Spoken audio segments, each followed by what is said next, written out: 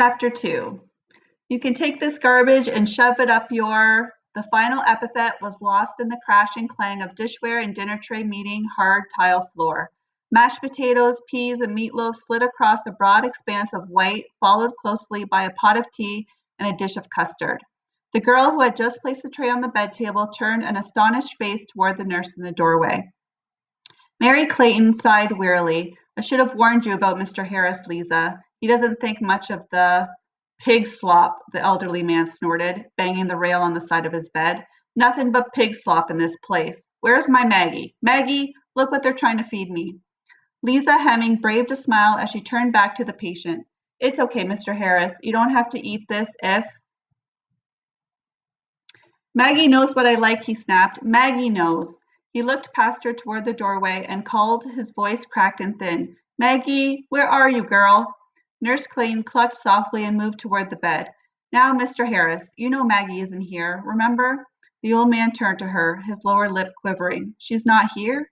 The nurse's tone was low, professionally sincere. No, Mr. Harris, Maggie's not here. He looked toward the door again and started to cry, his thin shoulders quaking as he sobbed. Ignoring the mess at her feet, Lisa placed her hand on the man's arm, gently squeezing it and speaking in soft tones. It's okay, Mr. Harris. No need to get yourself all upset now. Everything will be fine. The old man looked up at the girl as if seeing her for the first time. Maggie? He asked. She shook her head. No, I'm not Maggie, but I'm sure she'd want you to eat something, wouldn't she? How about some soup? Does that sound like something you'd like? You're not Maggie? The man's voice seemed to come from somewhere far inside him. No, Lisa. No, I'm Lisa, but I bet the cook's been saving a bowl of soup for someone special like you. Would you like me to check? His eyes still leaking tears, he reached for her hand and gripped it like a lifeline. Will you bring it to me? Of course I will. You just lie back and rest, and I'll take care of everything. She turned to pick up the fallen items, but Nurse Clayton waved her away.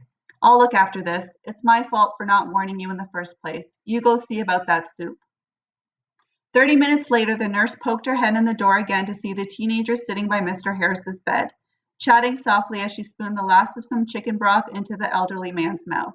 He watched her with bright, interested eyes as she got up to leave. You'll come see me again? He asked. Sure, I'll be here again tomorrow after school. She leaned over and patted his head. You won't forget me now, will you? He shook his head. He already has, said the nurse a moment later in the hall. Forgotten you, I mean. She took the bowl and spoon and set them on the meal trolley with the other dishes, then accompanied the teenager down the corridor past the nurse's station. Oh, I know, Lisa said. He still thinks I'm Maggie. His wife, said the nurse. She was a resident here, too. Passed away last year, poor soul. Sad, said Lisa, but in a way he's lucky. Seeing the surprise on the nurse's face, she continued. I mean that he doesn't remember she's gone. This way she'll always be alive for him. The nurse nodded. For someone so young, you know a lot about older people. You must have grandparents. Lisa shook her head. They died before I was born. The nurse seemed about to say something else, but they'd arrived at the elevators. Lisa pressed the down button. It was nice meeting you, she said. So you're back again tomorrow? Asked the nurse. The director said something about you and a course requirement. Not exactly. I had to do some volunteering for a high school credit I was taking, but that's all finished. What was the course? Career and Life Management. It's compulsory, and my teacher included 20 hours of volunteer service as one of the completion requirements, but I finished those last semester. The nurse looked puzzled. Then why?